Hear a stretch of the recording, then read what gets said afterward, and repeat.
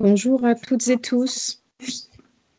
Bienvenue au 11e atelier thématique du réseau Oxygène. Nous accueillons encore quelques participants, mais nous allons pouvoir démarrer cette session. Euh, pour information, nous enregistrons ce webinaire dont la vidéo sera partagée ensuite sur le site du réseau Oxygène.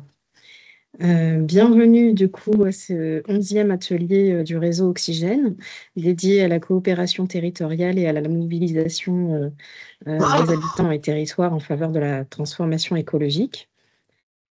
Nous allons pouvoir voir ensemble quels sont les leviers de participation et d'action des territoires en matière de transformation écologique avec au programme la capitalisation du projet LIFE en particulier.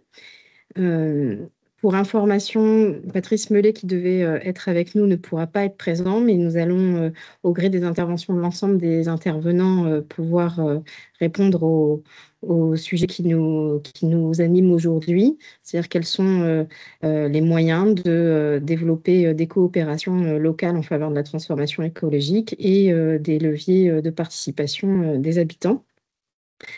Euh, Nous accueillons Jérémy Godet, vice-président délégué au climat et à l'énergie et à l'économie sociale et solidaire, ainsi qu'à l'éducation populaire, pour introduire ce 11e atelier du réseau Oxygène. Et puis, je vous présenterai dans le courant de l'atelier l'ensemble des intervenants qui nous ont rejoints également pour nous faire part des retours d'expérience de ce qui a été conduit dans leur territoire. Jérémy, vous avez la parole.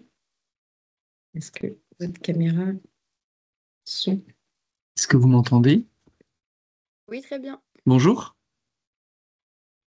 Est-ce que vous m'entendez bien? Oui, oui. Ok, super. J'ai vu qu'il y avait une demande de parole avant. Il y a quelqu'un qui avait levé la main. Corinne Grouel, est-ce que vous avez une question avant que je dise deux mots? Bon, a priori, c'était une fausse manip. Oui, donc déjà, je voulais vous remercier de votre participation à ce webinaire d'Oxygène. Je pense que la plupart d'entre vous connaissent le réseau Oxygène qu'on présente comme le Lab des transitions territoriales qui est animé par la région Centre-Val de Loire. Ça fait déjà quelques années de ça et qui propose tout au long de l'année une série de webinaires qui a vocation à rassembler à la fois les acteurs territoriaux au sens large, c'est-à-dire à la fois des élus, des agents, mais aussi des citoyens, des citoyennes, des personnes engagées dans le milieu associatif, dans le tissu économique et social. Et donc, c'est un réseau qui, effectivement, mise sur le fait qu'on vient chacun avec sa casquette, mais c'est avec les échanges depuis là où on est et à l'endroit où on agit que on peut créer des coopérations fructueuses. C'est un peu le pari qui est donné et c'est particulièrement vrai, je pense, sur les questions de transition écologique et de transformation écologique. On le verra cet après-midi, notamment sur la transition énergétique. Et puis en plus de ça, donc une série de webinaires, c'est un réseau aussi qui propose une journée régionale dont on reviendra sur laquelle on va revenir un petit peu en fin d'après-midi, enfin en fin de webinaire pour vous présenter la prochaine journée régionale qu'on prépare là pour le début du mois de décembre à Orléans. Mais avant ça, je voulais dire deux mots sur effectivement le thème de la journée. Je ne sais pas si parmi vous, beaucoup de gens ont entendu parler du programme Life Let's Go for Climate. Ça, c'est son petit nom anglais, mais le nom français, c'est Osons la transition. Donc, c'est un programme qui a été animé, coordonné par la région Centre-Val de Loire depuis 4 ans, mais qui a mobilisé 16 territoires en région, plutôt à l'échelle des intercommunalités, et avec aussi comme partenaire, vous en verrez un certain nombre aujourd'hui, des des structures comme l'ADEME, comme Énergie Partagée, GRDF ou Enedis. Voilà. Donc, je le disais, ça a été Ça 16 marche, parfait. territoires qui se sont Eh ben, engagés merci dans beaucoup. ce programme. L'objectif Merci à vous aussi, d'aujourd'hui, Amandine. Au c'est de revoir. vous présenter à la fois ce qui s'est vécu dans ce programme-là, et puis les enseignements qu'on en tire, un peu l'héritage qu'on pourrait en avoir, parce qu'on est persuadé, assez intimement convaincu qu'il y a suffisamment de points positifs et qui pourraient être inspirants pour mener la transition énergétique dans vos territoires respectifs. Donc c'est un peu l'objectif, c'est de vous donner à voir tout ce que ça a pu permettre en région. Euh, le, le, le grand parti pris de ce programme de Osons la transition, c'était de se dire que la transition énergétique, ça pouvait être, et ça ne l'est pas suffisamment malheureusement, mais ça pouvait être aussi un moment dans des territoires, dans des bassins de vie, de démocratie permanente, d'éducation populaire, et puis plus globalement encore de réappropriation des sujets énergétiques par des habitants et des habitantes, par des acteurs du territoire, et que ça pouvait aussi être un moment, presque un prétexte, en tout cas l'occasion pour des collectivités locales de renouer en fait avec un dialogue citoyen et de remettre la question des habitants au cœur de l'action, y compris publique, et de mettre la collectivité plutôt comme une, des gens, des structures qui permettent l'initiative locale. C'est ça qui était l'intention de départ avec la volonté de constituer à l'échelle de la région ces 16 communautés locales de l'énergie. Donc c'est un programme qui a été inédit à l'échelle européenne.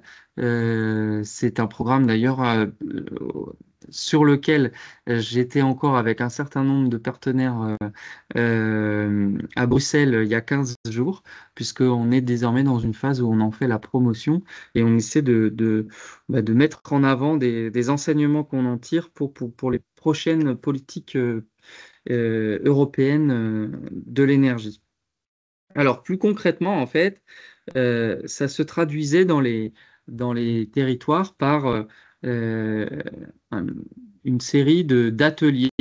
D'abord, un spectacle qui avait vocation à sensibiliser aux grands enjeux du dérèglement climatique, qui s'appelait le Cabaret des Métamorphoses, donc un spectacle plutôt grand public qui permettait aux gens d'être invités, aux participants d'être invités ensuite à participer à des ateliers, à 4 ateliers euh, près de chez eux, sur les questions de l'énergie, où on prenait le temps d'abord de les former sur de quoi on parle quand on parle d'énergie, c'est quoi les grands enjeux énergétiques à la fois euh, pour le dérèglement climatique, etc., pour notre pays, mais aussi pour leur territoire. Et puis progressivement, au cours des ateliers, à travers notamment des visites d'expérience, etc., d'amener les participants et les participantes à être proposants sur des projets de transition énergétique. Et donc à porter aussi, avec l'aide de la collectivité, des projets de transition énergétique qui peuvent être, c'était d'ailleurs l'intention plutôt de départ, la constitution de projets de production d'énergie citoyenne, comme on le dit souvent. Euh, mais ça a été, et ça on le redira, je pense, au long du webinaire, aussi un moment où on a vu émerger beaucoup de projets sur les questions de sobriété et de réduction d'énergie. Je vous le dis plus en teasing, je pense que ça sera redit par les prochains intervenants et intervenantes. Donc, quelques chiffres. Donc, 16 territoires qui se sont engagés depuis 4 ans. On a rejoint à peu près 1000 personnes, un petit peu moins. Et aujourd'hui, il y a une cinquantaine de collectifs en région qui ont déjà mis en place ou sont en train de mettre en place des actions sur la transition énergétique. Voilà. Je vais peut-être m'arrêter là pour l'introduction parce que sinon après je vais embrayer sur des précisions sur lesquelles il y aura certainement de la redondance. Donc je redonne la parole à Pauline et je vous souhaite un bon webinaire. Je me permettrai peut-être de faire quelques incises en complément des intervenants pour repréciser des choses ou abonder, en tout cas nourrir le propos des intervenants au fur et à mesure de l'après-midi. Merci.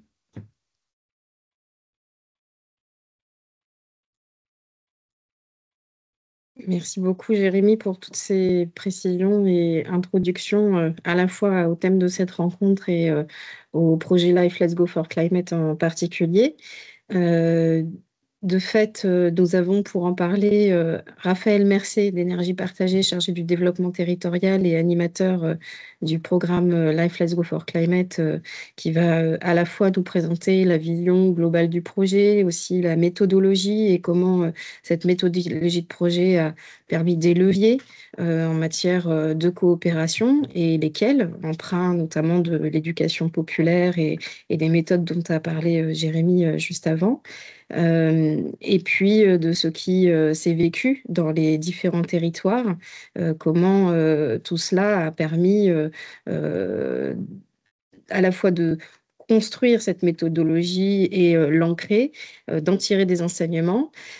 Pour pouvoir l'illustrer précisément, juste après Raphaël, nous aurons l'intervention de trois témoins, donc le pays Loire-Beauce, avec Marie-Paule Duminil, que je vous présenterai juste ensuite, la communauté de communes d'Écueillé-Valencier, avec Sarah Vandenborg, que je vous présenterai également, et le collectif à l'association L'Albâtre, qui représente les dynamiques de collectifs citoyens.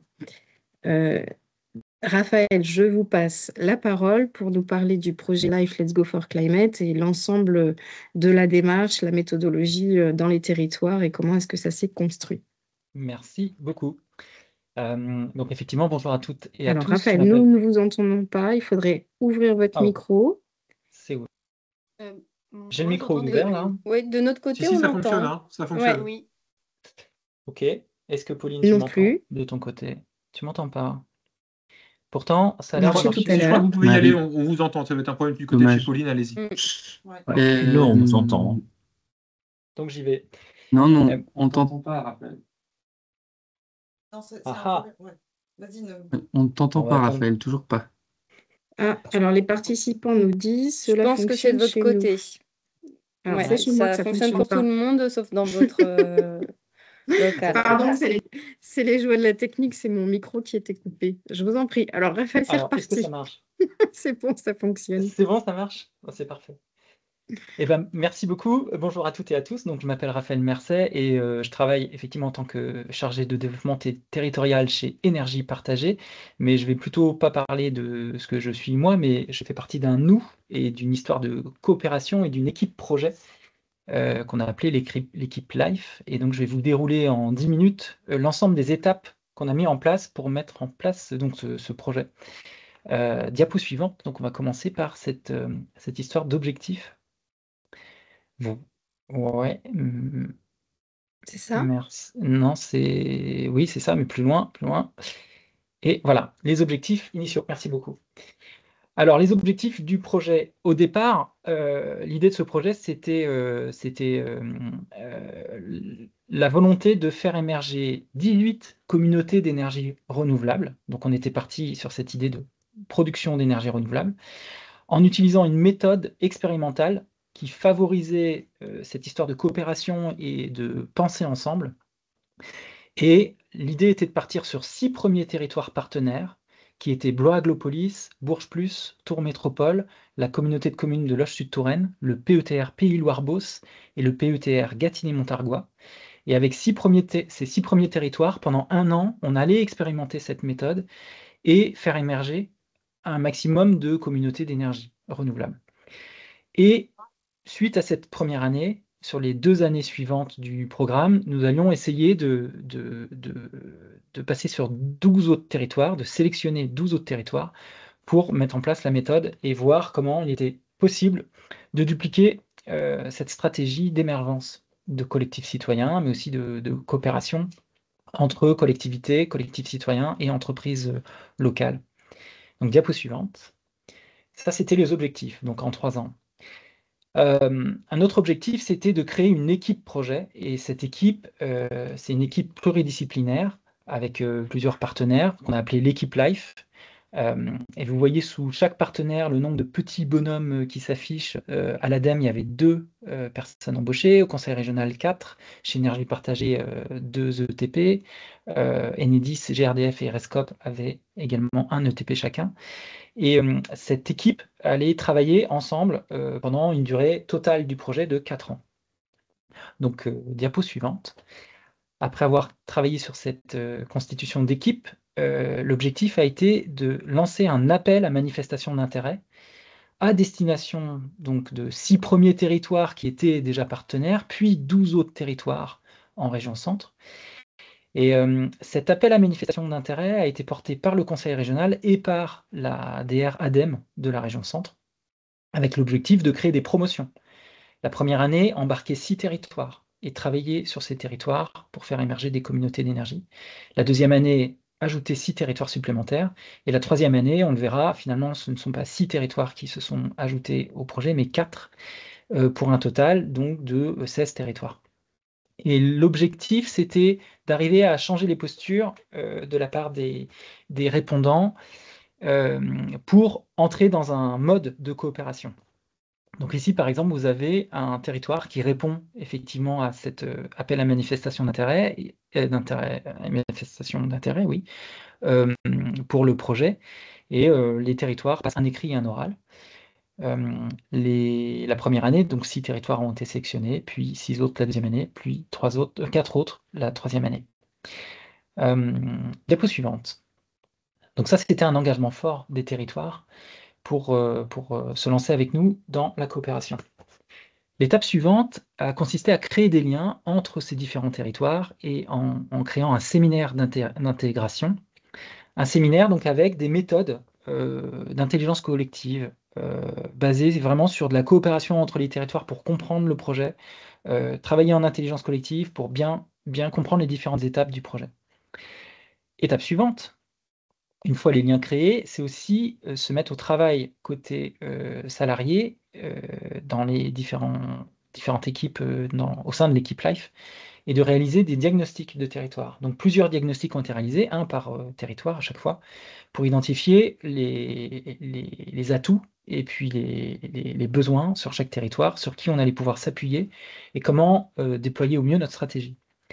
L'étape suivante, ça a été de former les territoires, de les préparer à ce que nous allons mettre en place par la suite, donc de faire des formations à la transition énergétique, d'inviter des élus, des agents, des collectivités, mais aussi des têtes de réseau locales, réseau d'entreprise, réseau associatif, de les inviter à une journée complète de formation et de travail collectif pour s'approprier la transition énergétique sous la forme donc de jeux, de moments d'échange, de partage.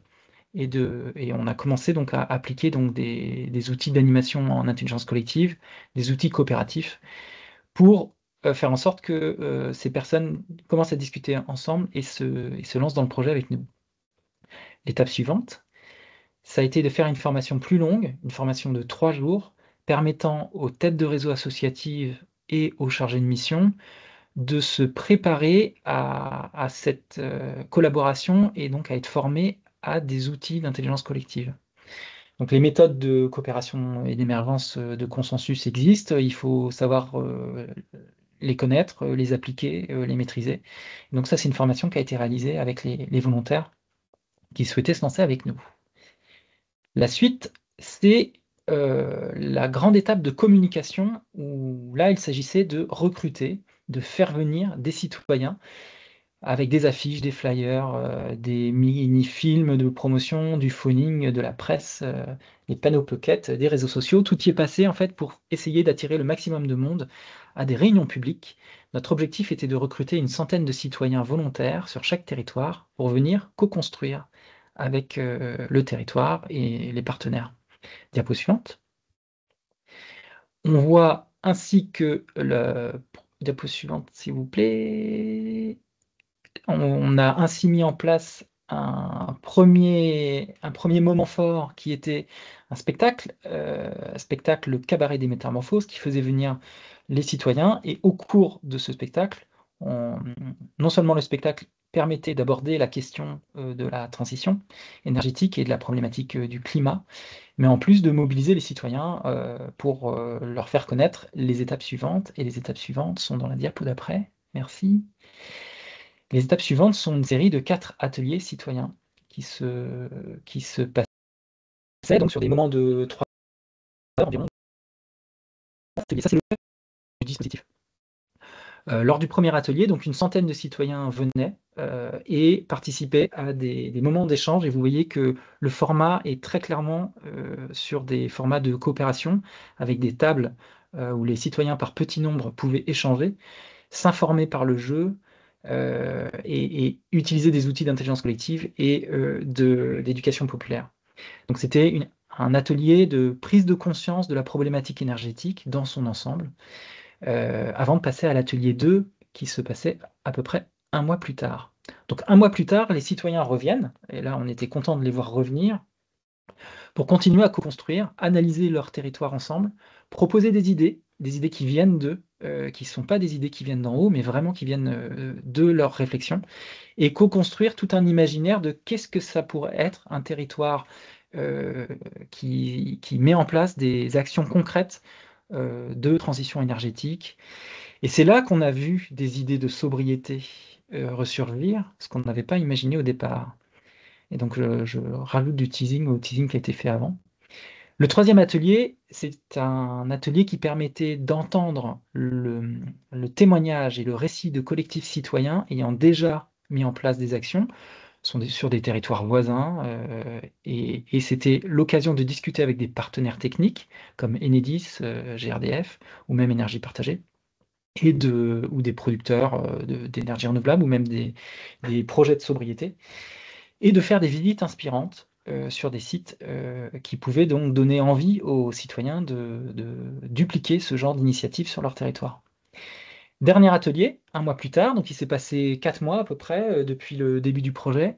Et lors du 4e atelier, diapo suivante s'il vous plaît, c'était le moment de faire le point avec les citoyens qui étaient encore présents et qui étaient encore motivés pour leur demander d'exprimer leurs envies, leurs besoins, et de commencer à rentrer dans une phase de codécision et de co-création de leur futur projet. Et c'est à ce moment-là que l'étincelle se produisait, où des citoyens prenaient le micro pour nous dire qu'ils allaient créer des collectifs.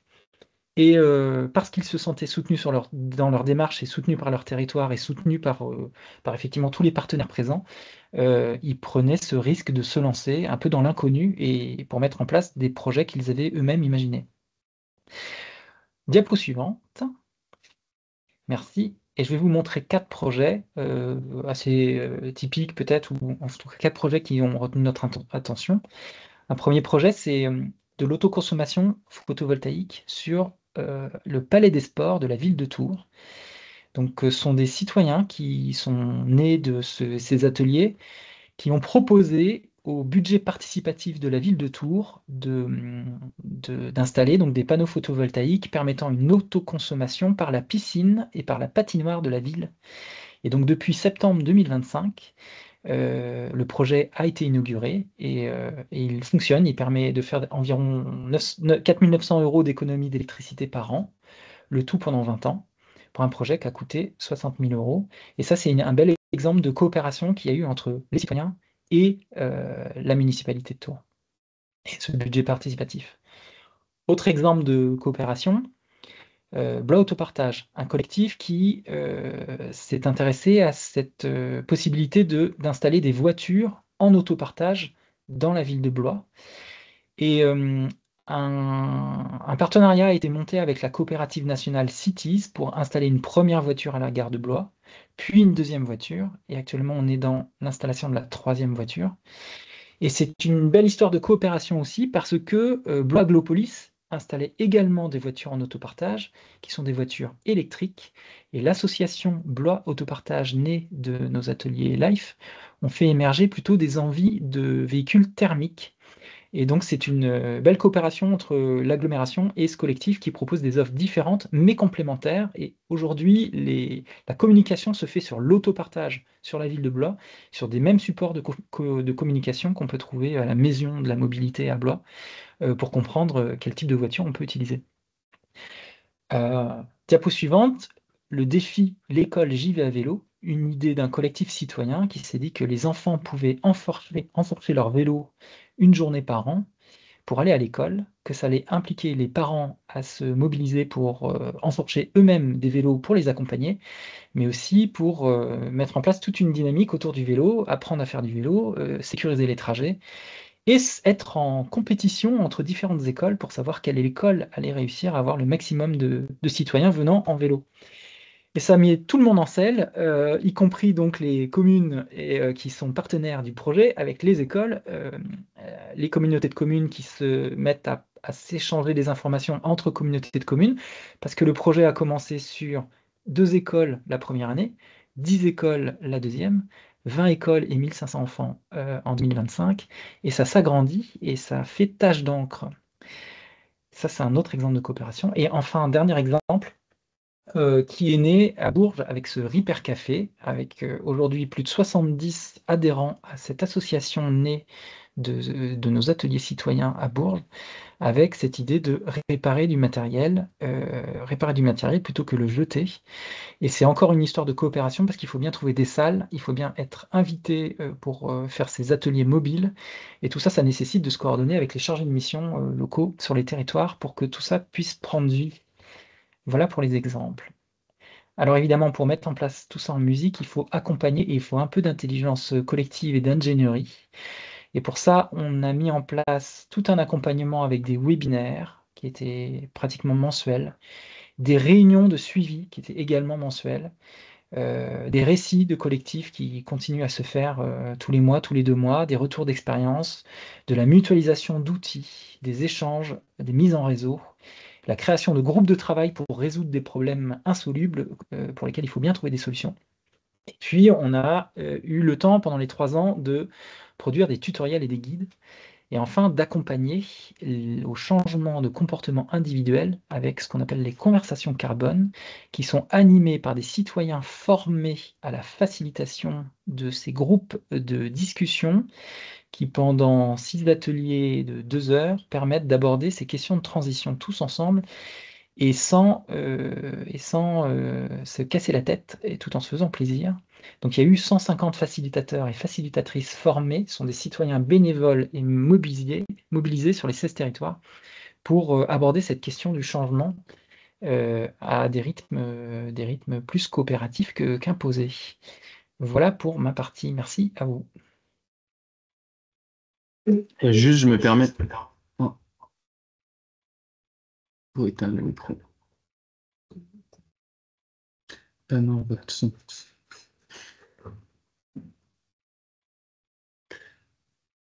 Je voulais juste, je pense que ça sera dit plus tard, mais les guides, les tutoriels qui sont issus de ce travail-là sont évidemment diffusables à disposition des territoires ou des collectifs ou des associations qui voudraient s'en saisir pour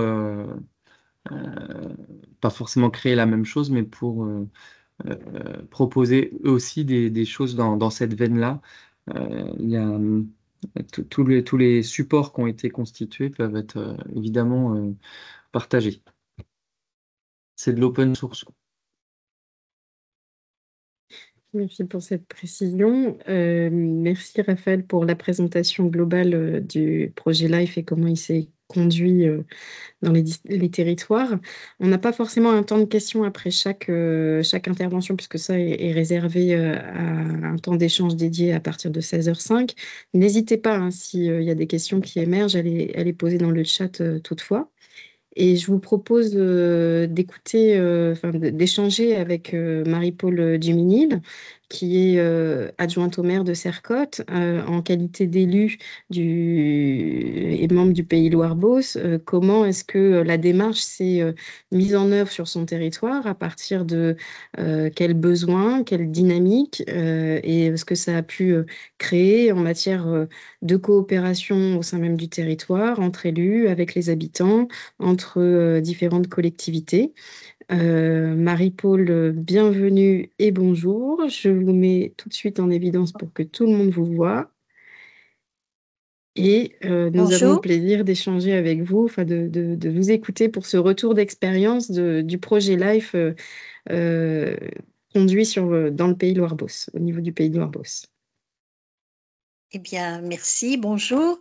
Effectivement, donc je suis adjointe élue à la mairie de Sercotte. Je suis membre du bureau du PETR Pays Loire-Beauce. Et donc, c'est mon premier mandat. Donc, je vous l'ai dit, je vais me présenter sous cette forme. Nouvellement élue, je cherchais à prendre aussi ma place au sein du conseil municipal de Sercotte et au sein de la communauté de communes de la Beauce-Loiretaine. Je me suis engagée dans différentes commissions et j'avais proposé d'inclure une commission de la transition écologique lors de la campagne électorale. J'ai été peu suivie au départ, mais nous avons pu engager quelques actions grâce au dispositif Objectif Climat 2030, animé par Loiret Nature et Environnement durant 2 années, où des citoyens, des élus ont participé à des ateliers et à des réunions d'information, de sensibilisation.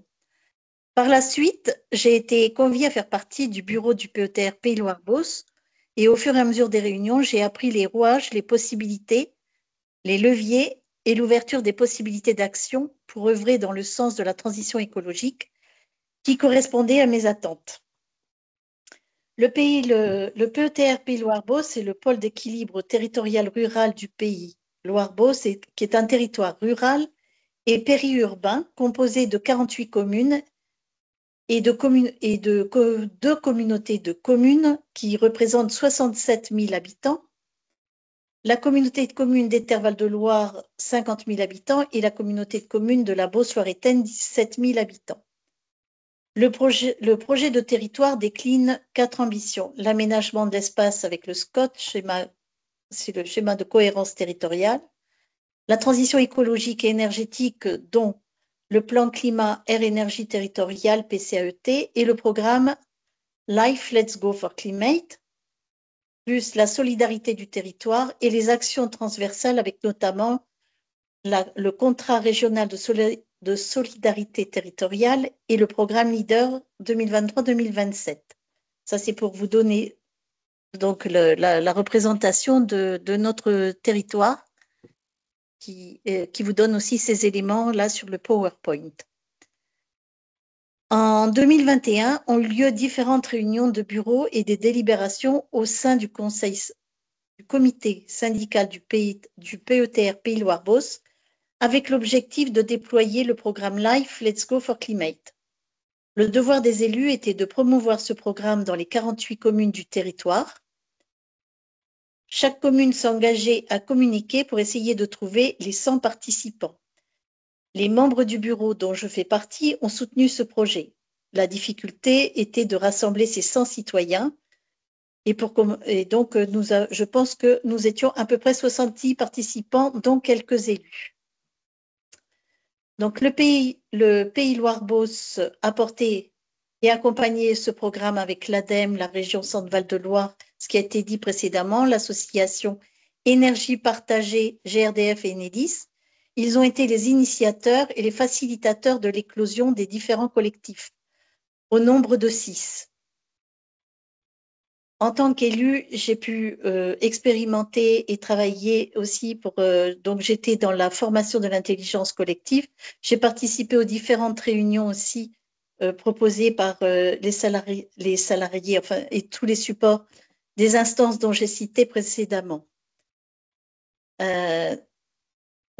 Les top départs. pour moi en tant qu'élue aussi, ça a été les 2 temps forts pour rentrer dans le vif du sujet, ça a été la soirée théâtre, le cabaret des métamorphoses où étaient rassemblés élus et citoyens. Et de là, ce fut le déclic pour plusieurs d'entre nous. Nous nous sommes inscrits pour partager cet engagement élus et non élus. Toutes les inscriptions pour les ateliers se sont faites à différents moments, dont ce rassemblement, mais aussi dans les communes avec les différents réseaux. Puis le premier atelier où nous nous sommes rencontrés, environ 70 personnes, plus les animateurs et accompagnateurs, ce fut la découverte de chacun, du fonctionnement de la réunion et où allons-nous nous situer. Lors des 4 ateliers, nous nous sommes distribués autour des tables installées et les exercices nous ont emmenés au fur et à mesure à nous situer soit vers les énergies renouvelables, soit vers des actions de sobriété. En tant qu'élu, je rapportais notre expérience durant les réunions des différentes instances. Nous étions le lien entre toutes ces instances. J'ai été invitée à participer au Copy Life à la région, autre enrichissement durant ce parcours. Depuis juin 2024 est née l'association Albâtre, association Loire-Beauce en action pour la transition, la résilience et l'environnement. Elle regroupe les collectifs du programme LIFE du pays Loire-Beauce. Nous sommes dans le COPIL PCET où nos actions ont été intégrées. Ma posture d'élu m'a permis de soutenir le projet auprès des élus et auprès des non-élus. J'ai pu apprendre auprès des salariés du PETR et partager avec mes collègues. Les portes se sont ouvertes aux différents collectifs pour présenter leurs projets aux élus et aux citoyens. Les actions continuent et se doivent d'évoluer pour devenir pérennes. En tant qu'élu durant les COPIL, il était intéressant de s'écouter et d'échanger sur nos situations dans les différents territoires et de comparer pour avancer. Après les 4 ateliers, chaque collectif s'est cherché et a construit son identité entre les énergies renouvelables et la sobriété. Pour donner du sens et encourager les citoyens, il fallait créer du lien entre les élus et les membres des collectifs. La méthode du projet LIFE a soudé une équipe de citoyens du territoire, une équipe où les individus se sont situés dans un collectif ou des collectifs et qui ont eu envie d'œuvrer ensemble, de se donner mutuellement des forces pour réaliser et concrétiser leurs actions. L'association Albâtre se doit d'être ouverte pour sortir de l'entre-soi, pour continuer de grandir et de promouvoir les actions en cours et celles à venir. Le plus compliqué, c'est de trouver le ou les moyens de communication qui captent l'attention et donnent envie. Il ne faut pas baisser les bras et prendre du temps. Le facteur temps est important pour avancer et ne pas brusquer. Ce parcours a permis de répondre à des attentes de citoyens qui avaient envie de participer à des actions dans ce sens. C'est un moment où on est porté pour arriver à une autonomie. Aujourd'hui, nous nous envolons progressivement et à notre tour d'essayer de recruter d'autres citoyens en attente. Albâtre est issu du programme LIFE. À Albâtre de prendre le relais en toute autonomie et soutenu par le Pays Loire-Beauce. J'espère avoir répondu à l'exercice avec suffisamment de distance car je suis élue et active dans plusieurs collectifs de l'association. Ces différents dispositifs permettent aux citoyens de participer aux côtés des élus. C'est une transmission très enrichissante qui peut donner une meilleure compréhension des difficultés et être ensemble pour avancer. Voilà, je suis désolée parce que j'ai beaucoup lu et que parfois mon émotion passait au travers. Voilà.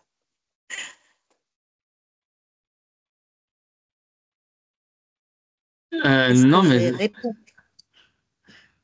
ne soyez pas désolé, même si c'était effectivement souvent lu, on a senti que c'était le récit d'un parcours, comme vous l'avez dit, qui avait été important dans votre mandat, donc je suis content de l'entendre. Moi, je dis merci Merci Marie-Paul pour votre apport. Et je voudrais dire Valérie. merci à tous, parce que j'ai dit merci au Pays Loire-Beauce, mais je voudrais dire merci à tous, parce que c'était, comme disait Raphaël tout à l'heure, c'était une équipe, une grande équipe, et qui nous a donné beaucoup de satisfaction. Et bravo aussi aux élus comme aux salariés, parce que c'était vraiment une équipe. Et donc, ça fait une belle transition avec l'intervention aussi de Sarah. Votre point de vue d'élu sur en quoi le projet LIFE a aussi accompagné vos actions en local et la dynamique avec les habitants est très riche. Et puis Sarah Van de Bor de la communauté de communes d'Écueillé-Valençay, qui était assistante de direction et maintenant devenue chargée de mission à part entière. Enfin, Sarah se présentera mieux que je ne le fais, mais sur la transition écologique. Et c'est grâce, d'une certaine manière, aussi à la dynamique qui a été portée sur la communauté de communes d'Écueillé-Valençay, qui était volontaire, qui a candidaté pour rentrer dans le programme et qui s'est impliquée à la fois dans la méthodologie, tout en l'adaptant. Donc, Sarah, bienvenue parmi nous. Je suis en train de vous chercher pour vous mettre en évidence avec tous et vous donner la parole pour nous faire part de votre retour d'expérience en tant que chargée de mission, technicienne, salariée, comme a dit Marie-Paul. Voilà. Bienvenue, Sarah. Merci Pauline. Bonjour à tous. Alors, Sarah Vandenborg, je travaille donc à la communauté de communes Écueillé-Valençay. Comme l'a dit Pauline, je suis actuellement en poste d'assistante de direction et également de chargée de mission à la transition énergétique. Après, il faut savoir que justement, la mission de transition énergétique n'existait pas avant le projet LIFE. C'était quelque chose que je n'exerçais pas quand le projet s'est mis en place en 2023 sur le territoire. Faut savoir que l'initiative sur notre territoire vient de mon vice-président qui est en charge justement des questions énergétiques, Monsieur Taillandier. C'est lui qui a souhaité que la collectivité candidate pour intégrer le projet LIFE. On est plutôt un territoire déjà engagé depuis 2016 dans des actions en faveur de la préservation de l'environnement et la lutte contre le changement climatique. La nouveauté du programme LIFE, elle résidait pour nous dans l'implication directe des habitants. Il s'agissait d'inviter les habitants à s'engager, à se rencontrer, à réfléchir ensemble à ce qu'ils souhaitaient voir émerger sur le territoire. On avait un objectif, c'était de redonner le pouvoir aux citoyens, un pouvoir d'action, et que ça ne vienne pas d'en haut, comme ça a déjà été dit tout à l'heure. Donc, le programme LIFE, Raphaël l'a bien présenté, il l'a bien nommé, c'est vraiment un dispositif clé en main. Mais nous, notre territoire, on s'est vite rendu compte qu'il y avait des spécificités qui n'étaient pas forcément les mêmes que les autres. Et entre autres, nous, on est un territoire rural qui est plutôt vieillissant, une énorme superficie avec peu d'habitants finalement, une mobilité quasi inexistante en dehors de la voiture. Donc, on s'est dit, va quand même falloir adopter certains aspects, notamment sur la communication qui est quand même primordiale. Le dispositif initial, il s'appuie beaucoup sur les réseaux sociaux et les outils numériques. Nous, on a préféré privilégier la communication papier. Faut savoir qu'on a envoyé plus de 200 courriers, c'est-à-dire à l'ensemble de nos associations existantes. Mais aussi, on a distribué des flyers, des affiches dans tous les commerces du territoire, de toutes les collectivités, donc dans toutes les mairies, et aussi dans des points un peu stratégiques, entre autres France Service, par exemple. On a également ajouté, alors il y a un spectacle, il faut savoir que notre territoire ne connaît pas forcément un engouement au niveau des spectacles. Et donc, on a voulu transformer un petit peu pour avoir une réussite. Et donc, on a fait normalement, il y a un diapo, Pauline, là-dessus, où il y a le programme. On a fait un spectacle avec une conférence. C'est-à-dire qu'on a mis une conférence en amont du spectacle pour pouvoir enrichir la soirée et engager la conversation sur les énergies renouvelables et les prochaines étapes du live, donc les ateliers participatifs. Donc ça a plutôt bien marché puisqu'on s'est retrouvé avec une centaine de personnes. Faut savoir que des fois, on nous redemande de recréer quelque chose sur ce format-là. Donc ça a plutôt plu. Après, moi, en tant que chargée de mission sur ce programme, mon rôle de technicienne, il a évolué au fil du programme. Au tout début, c'était un vrai binôme avec mon élu référent pour réussir la réussite du projet. On apportait nos connaissances respectives, nos outils, nos idées. J'ai été soutenue tout le long. Moi, j'ai eu l'élu à mes côtés en permanence, ce qui est primordial, pardon. Progressivement, je suis devenue le porte-parole de la collectivité et des élus et je continuais à jouer un rôle d'interface avec les habitants. Donc, on l'a déjà dit en amont, ces habitants, ils participent, j'allais dire, à la sollicitation de la collectivité.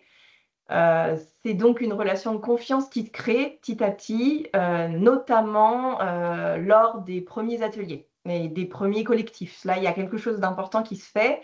Il faut savoir que ces groupes d'habitants, ils sont constitués de personnes qui ne se connaissent pas, qui ne disposent au départ que d'une idée ou d'une envie, en tout cas. Et ils ont besoin au quotidien régulièrement d'être accompagnés. À ce moment-là, le technicien devient leur référent au sein de la collectivité. Il se tourne vers moi en particulier parce que je suis une personne identifiée de confiance et qui est connue et qui les a suivis depuis le début.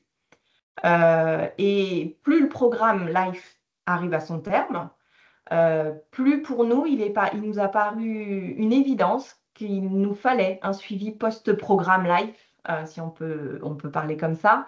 La communauté de communes a donc décidé de continuer à les suivre et de me mettre à disposition au collectif. Et on ne voulait pas que le programme s'arrête brusquement et qu'on laisse les habitants seuls avec les idées qui avaient émergé lors de l'atelier 4.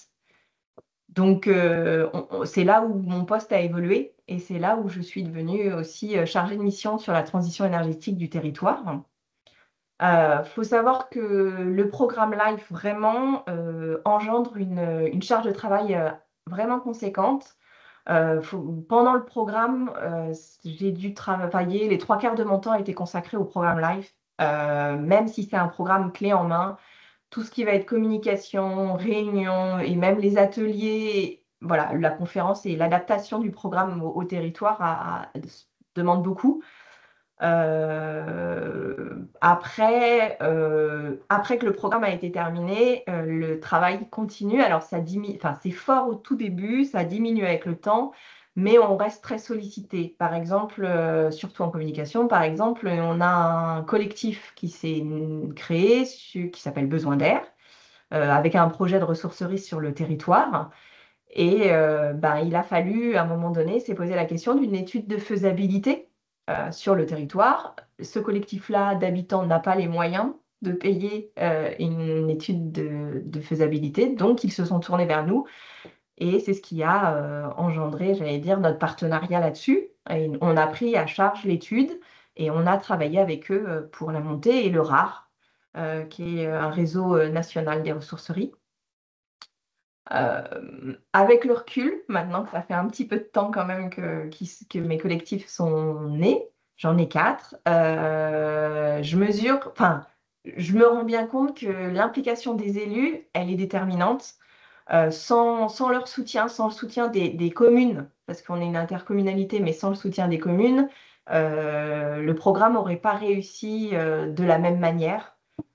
C'est vraiment un travail de binôme entre l'agent et l'élu, entre l'intercommunalité et les communes. Par exemple, j'ai une association qui s'appelle c'est une association sur la mobilité, un collectif qui veut remettre la mobilité douce sur le territoire. Et ils ont rencontré l'ensemble des maires parce qu'ils veulent passer, ils veulent pas recréer des chemins, ils veulent passer via les chemins communaux. Donc, ils ont besoin, j'allais dire, d'échanger avec eux et de faire un partenariat sur ce projet-là pour une mise à disposition des chemins communaux.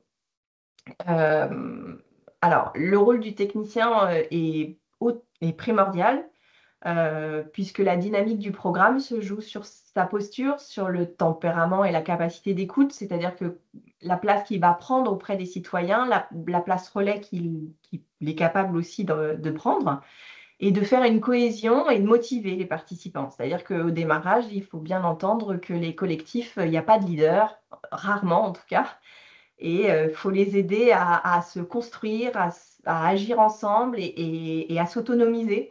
Donc, ça demande de prendre une place, j'allais dire, de facilitateur, surtout pas d'animateur, parce que sinon on devient vite le leader et du coup on a du mal à les autonomiser. Et pour ce faire, on a beaucoup parlé d'intelligence collective depuis le début. Moi, j'ai eu la chance d'être formée à l'intelligence collective via le programme LIFE. Ça a été pour moi un outil indispensable pour pouvoir exercer avec eux les réunions, les aider, les guider et ne jamais prendre non plus la place d'un leader au sein des collectifs qui naissaient.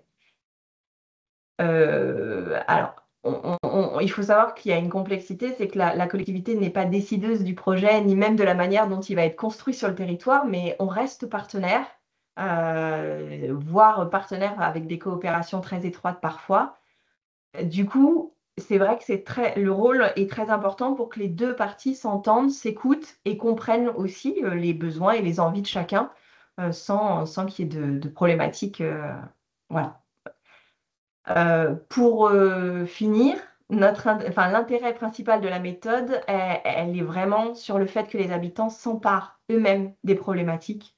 Et c'est ce qui va favoriser l'adhésion de la population et renforcer la coopération des citoyens sur des projets énergétiques, alors soit de sobriété, soit même d'énergie, de transition énergétique.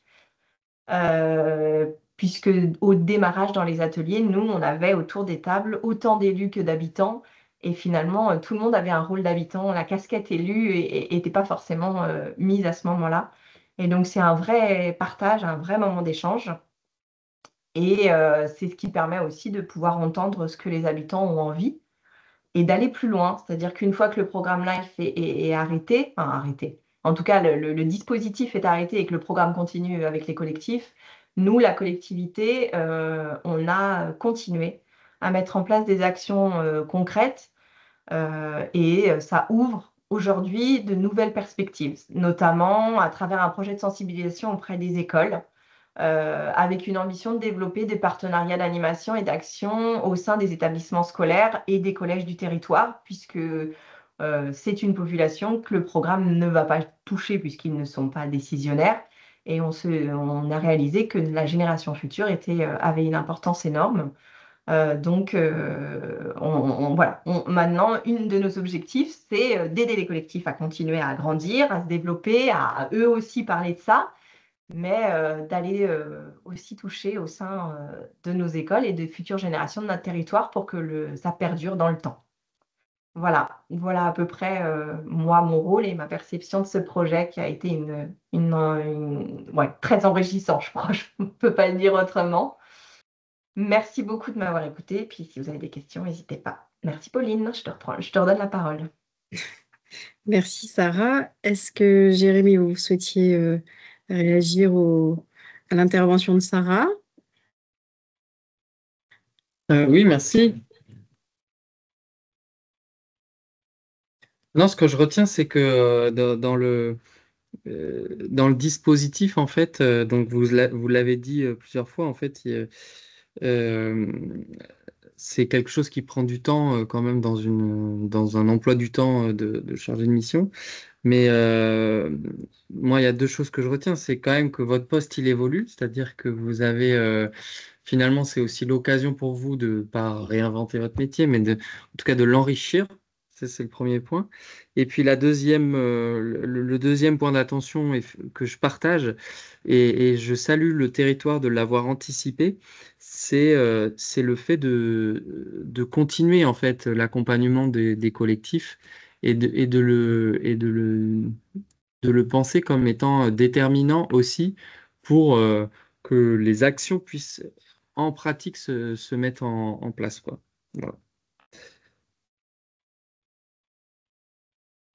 Et si effectivement, je suis désolé parce que ça a aussi pu être pour vous la possibilité de vous former dans les méthodes d'intelligence collective. J'espère que ça vous sert aussi à d'autres endroits de votre responsabilité aujourd'hui en tant qu'agent de collectivité.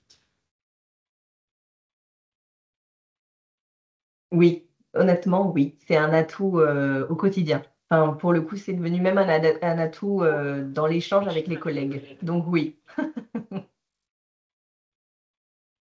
Merci Sarah pour votre intervention et toutes les recommandations que vous faites aussi pour accompagner les citoyens. Et ce qu'on peut retenir, c'est donner l'envie et puis aller vers l'autonomie. Avec nous, on a Christophe Devoile qui est alors, habitant de Sercotte et du Pays Loire-Beauce et membre actif de l'Albâtre, l'association qui a accompagné justement toute la démarche sur ce territoire. Pareil, je vous cherche pour vous mettre en évidence et qui va nous partager son point de vue d'habitant. Comment est-ce que le projet Life Let's Go for Climate a fait émerger des envies, des idées. Comment est-ce que tout cela s'est vécu au sein d'un collectif? Quels ont été les leviers de transformation, de coopération? Et puis comment cette association, l'Albâtre, existe aujourd'hui sur le territoire? Quel a été son rôle dans le projet et quel est son rôle aujourd'hui? Bienvenue Christophe avec nous. Merci. Je Merci, vais mettre Pauline. aussi la bonne diapo. Voilà. Et voilà. Merci de m'accueillir. Du coup, je suis un parmi les 1000, semble-t-il, si j'ai bien retenu le chiffre apporté par Raphaël. Je reviendrai peut-être sur ce point-là. Personnellement, j'étais quelqu'un de sensible à la question écologique, environnementale, mais pas engagé. Et je pense que voilà, ça peut être un point d'entrée dont on reparlera tout à l'heure. Donc, citoyen parmi les 1000, membre des collectifs ou d'un collectif, et puis créateur d'Albâtre, et puis aussi facilitateur de conversation carbone, qui est un outil dont Raphaël a parlé tout à l'heure et qui est un outil intéressant. Peut-être je commence par la fin, parce que finalement, Albâtre, et ce sera le début, mais ce sera aussi la fin de mon intervention.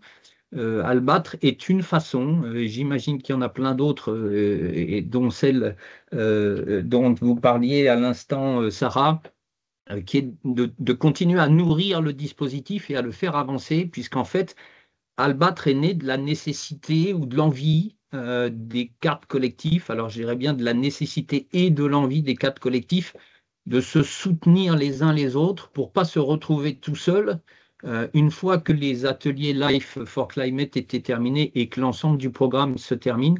L'idée, c'est comment est-ce qu'on continue à serrer les coudes pour continuer à avancer ensemble. Alors, petit point de retour, donc on est sur le PETR de Loire-Beauce, hein, dont on a entendu parler tout à l'heure. On avait donc 4 collectifs essentiellement qui ont été issus des 4 ateliers qu'a présenté Raphaël. 2 autour de la sobriété. Le premier, donc, qui s'appelait En voiture les Simones, on leur a trouvé des petits noms un peu particuliers. Avec l'idée, puisque on est sur l'axe ligérien, de réduire le nombre de voitures qui parcourent tous les jours la route entre Beaugency, Orléans, rive droite, rive gauche, de façon à voilà, essayer de promouvoir, et on y reviendra aussi tout à l'heure, en partenariat avec la communauté de communes des Terres de Val-de-Loire, un lien avec Blablacar Daily, pour essayer d'embarquer le plus de monde possible dans le covoiturage. Le deuxième collectif, tout comme en parlait Sarah tout à l'heure, c'est un collectif qui a pour mission ou pour envie, et le projet est en train d'avancer après moultes efforts, de créer une ressourcerie sur la deuxième communauté de communes qui compose le PETR. Il y avait déjà une ressourcerie à côté de Beaugency, à Tavers, donc sur la communauté de communes de Terres de Val-de-Loire. Et là, l'idée, c'était de créer une deuxième ressourcerie qui s'appelle donc Deuxième Vie sur le territoire Loire-Beauce. Ensuite, les Albertes. Donc là, on est au cœur de ce qui avait été pressenti, c'est-à-dire les énergies renouvelables. Les Albertes donc, ont pour mission et ont mené des actions, j'y reviendrai peut-être tout à l'heure, pour accompagner des projets de production d'énergie renouvelable, donc autour du photovoltaïque pour les particuliers, de façon très pratique et concrète. Ça a pris la forme de réunions d'information qui ont été faites dans un certain nombre de communes du territoire à la demande des élus ou à la suggestion des membres d'Albert pour présenter à des citoyens qui avaient envie de faire des choses, qui se posaient des questions et les accompagner d'être force de soutien pour bâtir un projet qui tenait la route, donc projet de particulier. On y reviendra peut-être tout à l'heure, mais je fais le petit point tout de suite. Les Albertes sont en train de se dire aussi qu'elles pourraient avoir pour mission d'accompagner des communes notamment, et elles ont commencé à travailler là-dessus avec la commune de Sainty en l'occurrence, pour accompagner des projets plus collectifs et notamment donner des outils aux élus pour choisir des solutions d'équipement de photovoltaïque. C'est un projet qui est en cours là sur la maison de santé qui est en train de se construire à Sainty. Et puis Sensi Carbone, donc une appellation très générale autour de la sensibilisation des citoyens.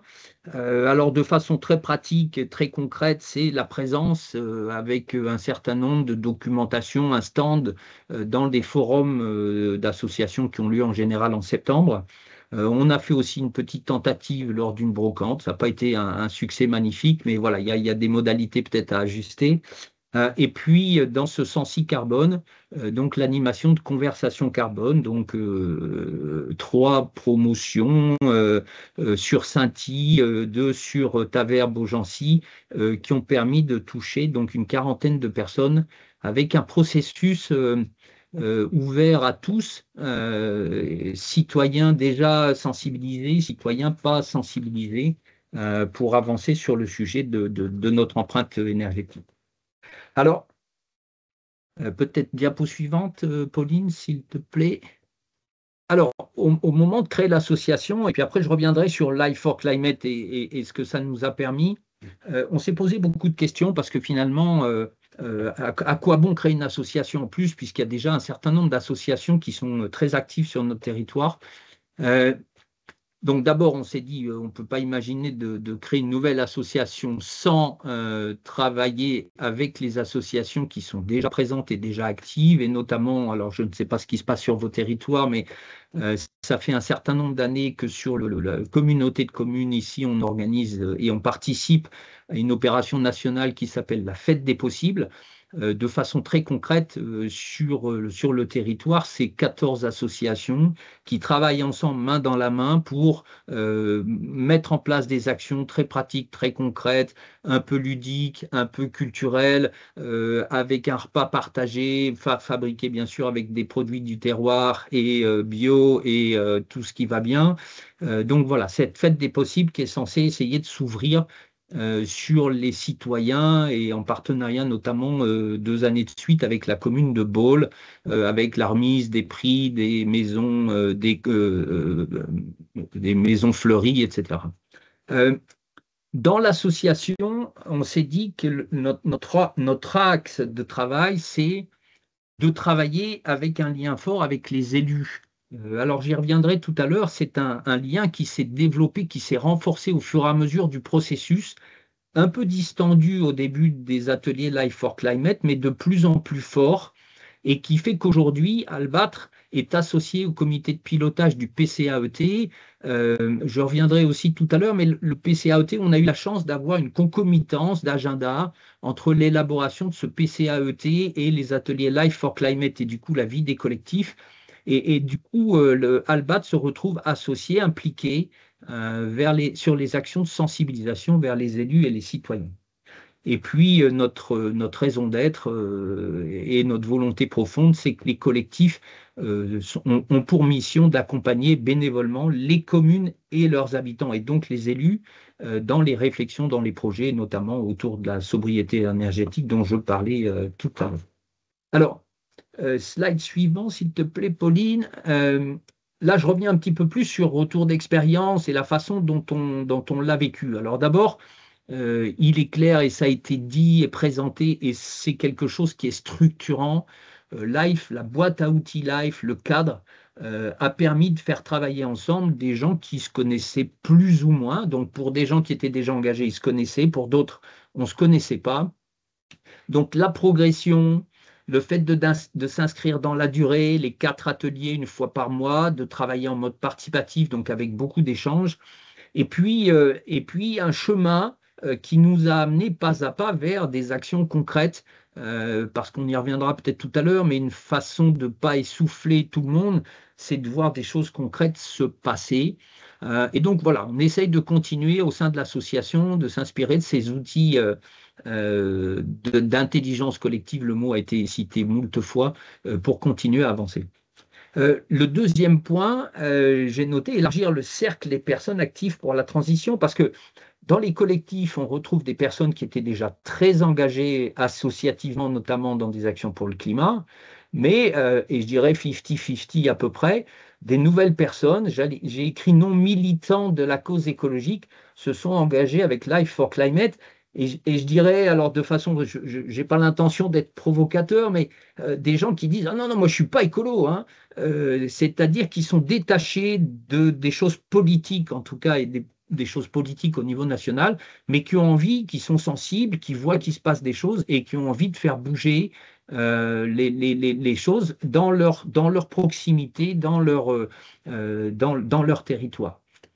Et donc, aujourd'hui, alors moi j'en suis un exemple, mais dans l'association d'autres le sont, donc on n'était pas des militants de la cause écologique avant de rejoindre Life for Climate, et du coup ça nous a mis en mouvement avec d'autres qui sont déjà très engagés, et certains sont présents dans ce webinaire, je pense. Alors, le point suivant, c'est d'établir des liens et de faire avec. Alors, j'ai mis nous, citoyens. Alors, bien évidemment, c'est assez subjectif parce que c'est nous, quelques citoyens aux alentours de moi. Je crois qu'on a mis un petit peu de temps à comprendre l'objet de la démarche. On s'est dit: tiens, on y va, on fait les 4 ateliers, mais ça a mis un petit peu de temps avant que les choses prennent vraiment forme.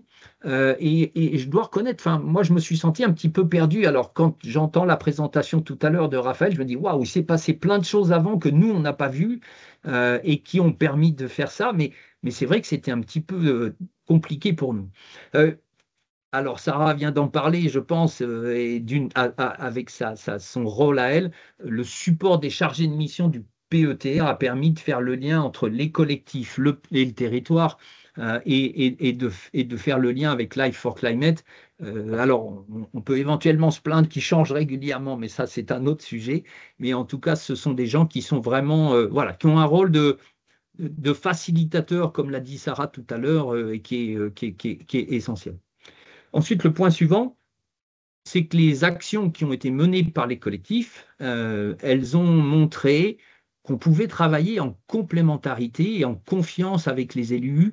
Et on vient souvent mettre en avant l'idée que on n'a pas forcément, alors parce qu'on est une association, parce qu'on est des bénévoles, mais pas forcément avec des moyens financiers qui sont conséquents, dans une logique de proximité avec les citoyens. Alors quand je dis logique de proximité, c'est notamment si je reprends le collectif des énergies renouvelables des Albertes, c'est des réunions locales dans les communes, dans les salles de la commune, pour pouvoir parler avec les citoyens. Ça n'engage pas de moyens financiers importants de mettre en place ces actions de sensibilisation, de la même façon que les actions qui ont été menées par le collectif En voiture les Simones, c'était de la présence sur les marchés pour expliquer comment fonctionne le covoiturage. C'est des actions qui ne demandent pas de moyens. Le covoiturage en soi, alors bien évidemment, on peut aller dans des solutions qui nécessitent, comme Cities, qui a été présenté tout à l'heure, des investissements ou une part d'engagement des collectivités, mais nous, on se propose de faire des choses sans qu'il y ait forcément une question d'engagement financier important. Et je serais tenté de dire, parfois, je vois les élus qui se crispent sur des sujets de pistes cyclables ou autres. Je pense qu'on a plein d'autres actions qu'on peut mener et qui ne supposent pas des moyens financiers astronomiques. Et ça tombe bien parce que le budget de l'État et des collectivités est un peu contraint. Ensuite, la concomitance avec l'élaboration du PCAET nous a permis d'être associé, de prendre part, d'être dans le comité de pilotage et du coup de parler avec les élus et de prendre toute notre part dans les actions de sensibilisation. C'est peut-être pas compréhensible, j'ai mis exemple pour le covoiturage, il y a une solution technique, elle s'appelle Blablacar Daily, elle a été aidée financièrement par la communauté de communes, mais c'est pas parce qu'on met en place une solution que les gens y adhèrent. Il faut être présent, il faut expliquer, il faut convaincre, autant du côté des entreprises, ça c'était plutôt le rôle de la Comcom, que du côté des citoyens, ça c'était notre rôle, ou dans des actions à venir comme le plan alimentation territoire. Alors, pour terminer, quelques freins ou difficultés, donner envie de bouger dans un contexte de résistance au changement, voire pire, et puis du coup accepter que les choses prennent du temps. Alors c'est vrai que les conversations carbone sont un dispositif magnifique pour accompagner au changement individuel. Maintenant, on a eu quand même beaucoup de mal à recruter des gens qui n'étaient pas impliqués, qui n'étaient pas associés. Donc c'est une logique de porosité, d'embarquer des gens pas à pas, mais c'est un petit peu compliqué. Le deuxième sujet, c'est comment est-ce qu'on arrive à tenir dans la durée. Je crois que les chiffres, sur le territoire, les 4 ateliers, on a senti une perte d'énergie au fur et à mesure des ateliers. Donc voilà, il faut continuer à mobiliser, d'où cette raison d'être d'Albat, qui est de se serrer les coudes et de continuer à avancer. Et puis j'ai marqué dans les freins aussi, et là je parle en tant que citoyen, une certaine difficulté parfois à s'y retrouver. Qui est-ce qui a la compétence mobilité? C'est la Comcom, c'est aussi dans le PCAET, mais il y a aussi des choses dans la région. Enfin voilà, des fois c'est un petit peu compliqué de s'y retrouver. Et puis, je ne l'ai pas noté, mais je le vois autant un frein qu'une opportunité. Les élus sont des citoyens et qui ont besoin, eux aussi, d'avancer. Et je trouve que le fait qu'on ait créé cette porosité ou cette proximité avec les élus nous permet aussi d'embarquer un petit peu plus d'élus autour de la transition énergétique et d'avancer un petit peu plus rapidement sur le sujet, même si on ne va jamais assez vite. Et j'en resterai là et je vous remercie de votre attention. Merci Christophe pour vos mots de citoyen et pour le collectif. Est-ce que Jérémy, vous souhaitez réagir? Oui, je pense non seulement. Oui. Bon, en plus de la dernière phrase qui m'a beaucoup plu, les élus sont des citoyens. C'est vrai que des fois, on a évidemment que les élus sont des citoyens qui ont aussi besoin d'avancer. Donc, si le projet peut permettre de cette prise de conscience et puis de promouvoir cette idée-là, bah, moi, ça me va très bien. Mais plus encore, ce que je trouve intéressant dans ce que vous avez ramené, c'est peut-être un détail pour vous, mais pour moi, c'est important. Euh, c'est que finalement, ça vous a amené aujourd'hui à être associé à une politique publique. Vous avez parlé du PCAET.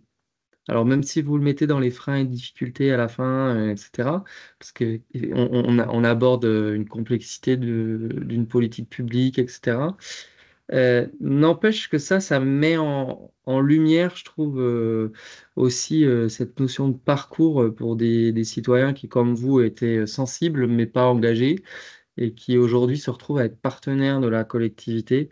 Moi, je trouve que c'est une histoire chouette aussi à raconter et qui coche beaucoup de cases dans ce que nous, on souhaite défendre à la région autour des thèmes de la démocratie permanente. Voilà. C'est tout. Et merci pour ces compléments.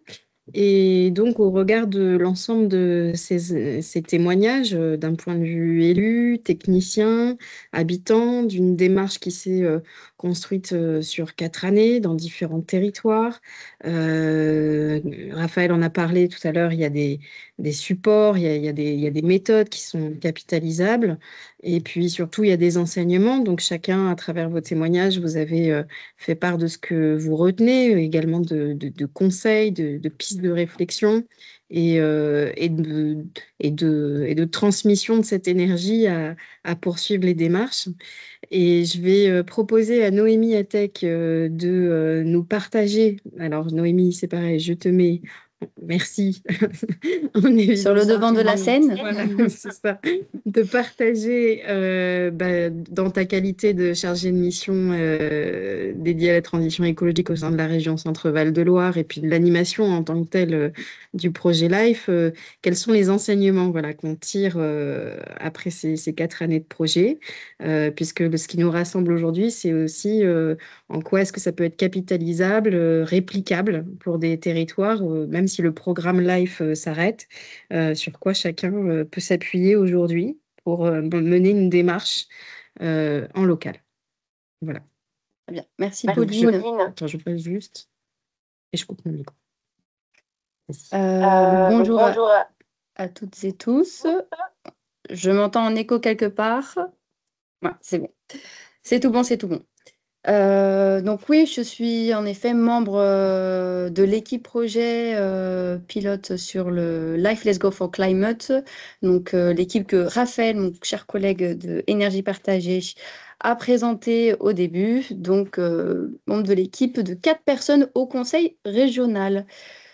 Ce que je souhaite vous partager aujourd'hui, donc il y aura forcément des redites, puisque je vais plutôt faire une synthèse des héritages et des enseignements donc, qu'on souhaite vous partager aujourd'hui pour en effet vous inspirer, vous donner envie, vous montrer comment il est possible de coopérer, même si j'en doute pas, vous avez déjà une petite idée, mais de comment coopérer et intégrer citoyens, citoyennes dans des démarches de transformation écologique des territoires, en incluant notamment des outils d'éducation populaire, d'intelligence collective. Donc pour ça, d'abord, je voudrais repasser en revue les résultats majeurs de ce projet, avec avant tout le projet Life Let's Go for Climate. C'est un réseau de citoyens actifs. Et je reviendrai sur non pas les 1000 citoyens, mais en fait les 3000 citoyens embarqués dans le projet, c'est-à-dire qui ont de près ou de loin touché, participé à une action du projet. Donc ça peut être à la fois les spectacles, les ateliers citoyens, les facilitateurs, facilitatrices aux conversations carbone, mais aussi les participants à ces cycles de conversation carbone. Donc, environ 3000 citoyens, citoyennes sur les 16 territoires d'expérimentation que vous avez un petit peu en bleu plus foncé sur cette carte, qui représentent les collectifs créés à l'issue des 4 ateliers citoyens proposés sur chaque territoire d'expérimentation. Juste avant ça, les conversations carbone, donc on a un réseau de facilitateurs, facilitatrices aux conversations carbone de 150 personnes. Et donc, c'est à peu près 500 personnes qui ont participé à au moins un cycle de conversation carbone. Et actuellement, il y a encore des cycles qui se poursuivent et qui vont être continués, perpétués dans les territoires. Et puis, on a 66 collectifs qui ont émergé sur les 16 territoires, mais aujourd'hui, on en a 48 qui sont actifs, dont 31 en matière de sobriété. Donc, vous avez les grandes thématiques là, qui apparaissent sur la carte, sur le logement, l'alimentation, la mobilité, la consommation de biens, et je dirais même avec ça les déchets, et puis plus largement la sensibilisation. Et puis 17 collectifs propres aux communautés énergétiques. Donc, ce que je voulais rajouter par rapport à ça, à ce réseau de citoyens actifs embarqués dans la démarche, il faut savoir que c'est quand même des personnes donc, qui vont monter un collectif et puis qui vont recruter d'autres personnes au fur et à mesure qui sont complètement étrangères au projet, mais qui vont en fin final démultiplier l'impact du projet LIFE autour d'eux. Et on va observer en fin de compte la même chose avec les facilitateurs, facilitatrices aux conversations carbone qui vont animer des cycles de conversation carbone avec des participants qui ne sont pas non plus des militants, mais qui sont déjà un petit peu sensibles à la démarche, voire pas du tout parfois, mais curieux au moins, et qui vont à leur tour semer des graines sur le territoire. Donc voilà par rapport à ça. Et donc qu'est-ce que ça donne ensuite, ce réseau de citoyens actifs sur les territoires? Et bien, ça donne une coopération dans les territoires qui a été illustrée de plein de manières là, pendant les différents témoignages qu'on a pu voir. D'abord, il faut savoir que ces citoyens actifs, ils ont été formés aux outils d'intelligence collective. D'une part, par des formations que nous, on proposait, comme l'a illustré Sarah un petit peu plus tôt, donc la formation à l'intelligence collective qu'on proposait, nous, à minima au binôme élu et chargé de mission de chaque territoire d'expérimentation, puis on élargissait aussi aux habitants locaux, des têtes de réseau associatifs notamment. Et puis, c'est des citoyens qui sont formés qui ont expérimenté ces outils d'intelligence collective, à ces méthodes collaboratives durant les ateliers. Donc, ont pu tester et voir ce que ça donnait. Et donc, ensuite, les mettre en œuvre sur leur territoire. Et c'est là que nous, on voit qu'il y a quand même la magie à opérer, si je puis dire. Typiquement, donc l'Albâtre a organisé le 28 mars dernier une soirée de présentation de l'association avec des ateliers sur les pistes de développement, soirée à laquelle l'équipe projet a été invitée et donc nous sommes venus. Et en fait, on a été agréablement surpris puisque ce jour-là, il y avait tous les ingrédients des ateliers que nous, on avait mis en place lors des ateliers. Et donc, tous ces ingrédients, on les retrouvait là. C'est-à-dire que l'association s'était saisie de cette méthodologie et l'avait mis en place. On retrouvait un buffet, on retrouvait, donc buffet très important, mine de rien, parce que ça, c'est un espace de convivialité où des personnes se retrouvent à un moment donné pour discuter. Et c'est là qu'il y a quelque chose aussi qui s'opère.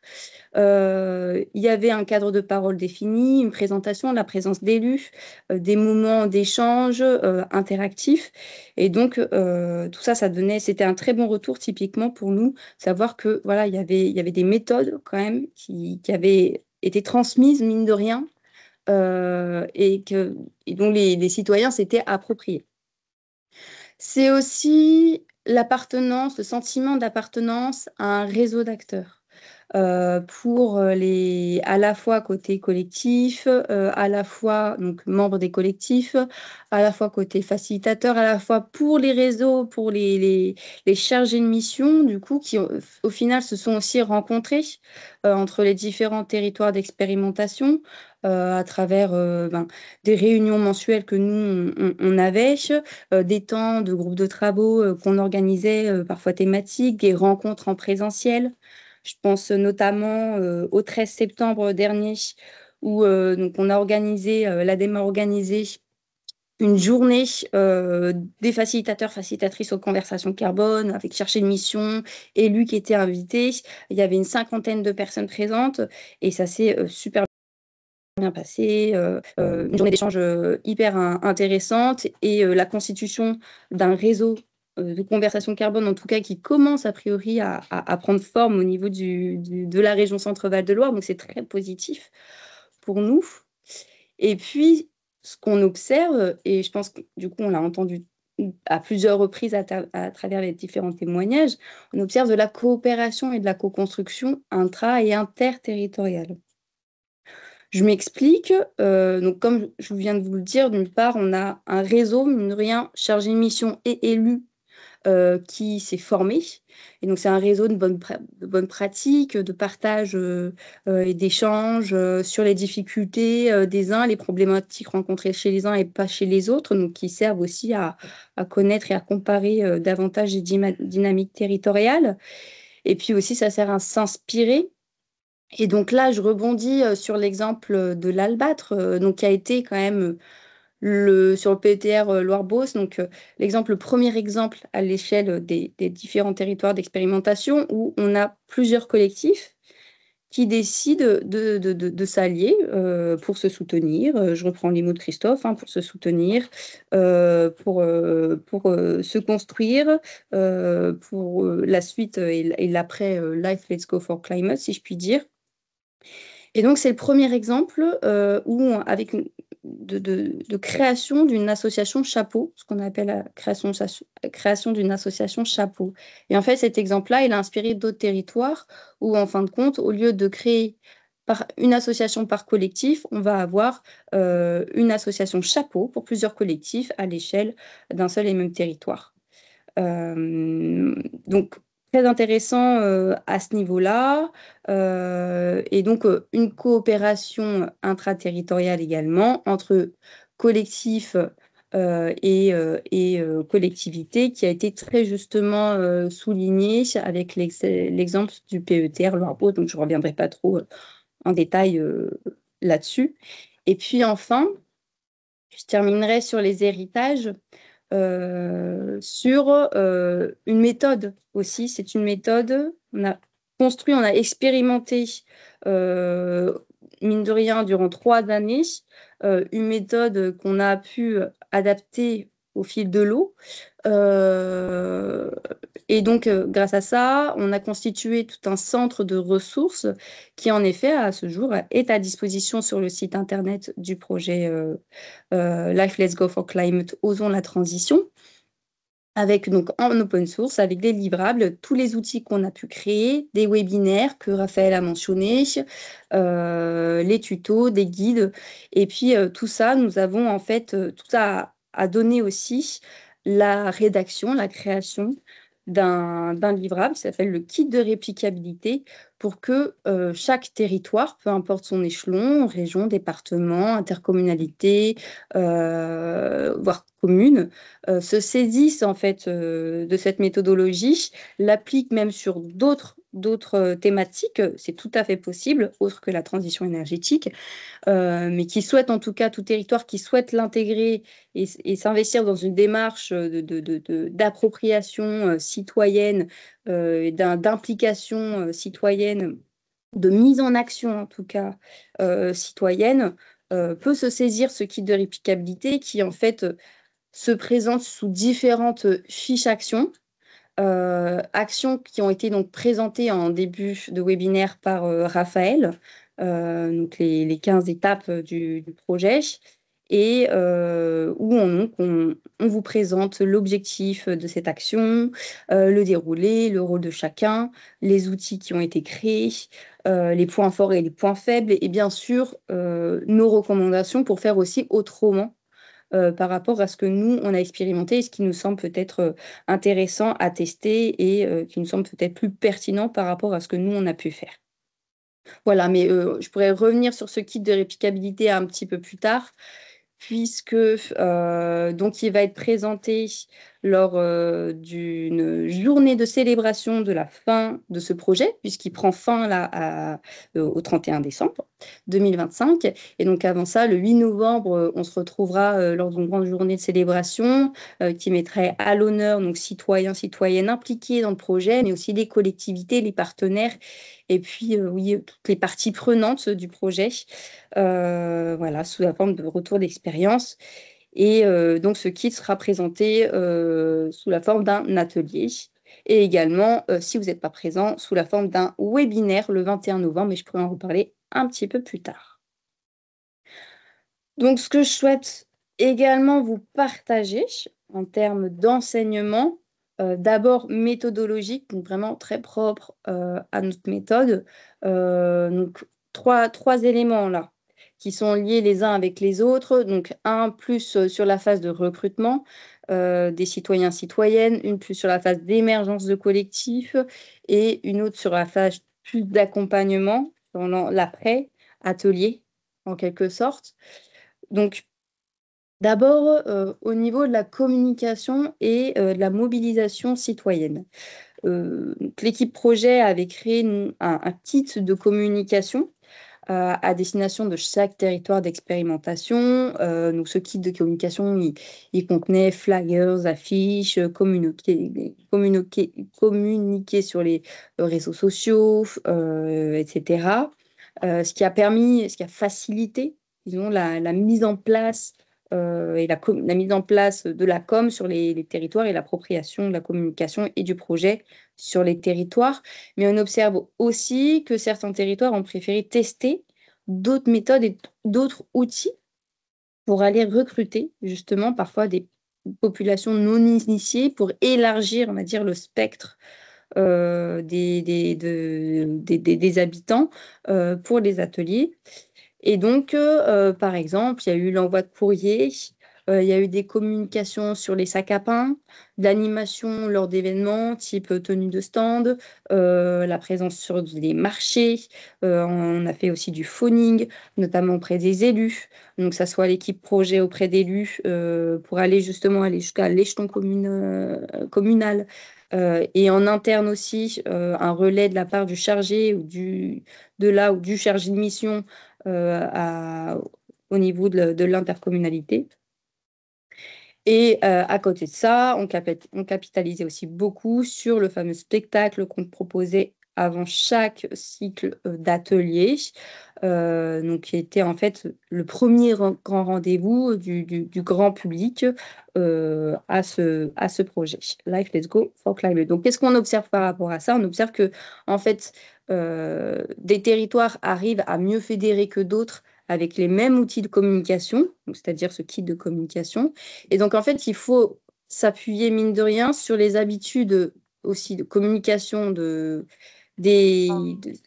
son territoire, la spécificité, et en fait, s'appuyer sur vos forces, sur vos spécificités, et notamment compter sur la mobilisation des relais locaux qui sont vraiment une grande aide, par exemple les écoles, les associations, le tissu associatif, et puis ne pas lésigner sur les rencontres en présentiel qui aussi changent vraiment la donne en termes d'implication tout de suite, dès qu'on a une rencontre ou un échange en présentiel ou du phoning, notamment auprès des élus, pour expliquer la démarche.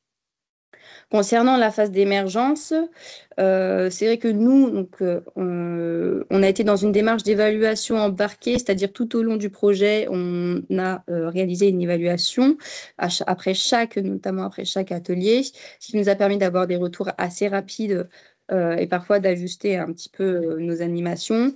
Et en fait, globalement, sur toute la méthodologie, on constate que 4 ateliers peuvent être un peu justes pour l'émergence d'un collectif.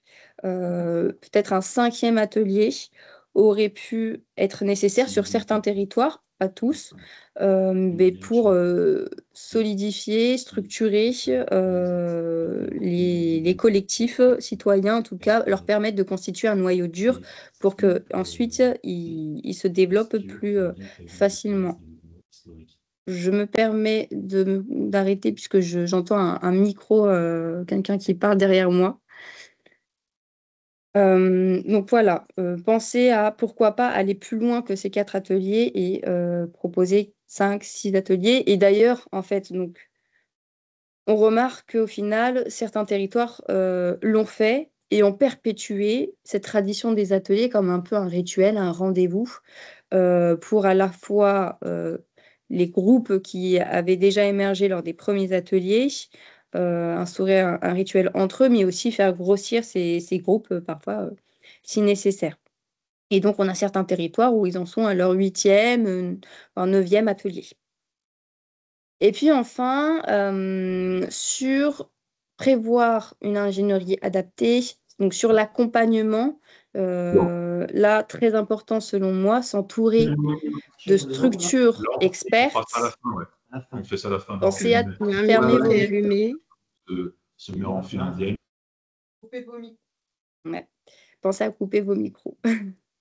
Donc, s'entourer de structures expertes, puisque, comme l'a très justement dit plusieurs des intervenants, la démarche ne s'arrête pas à l'émergence de collectifs.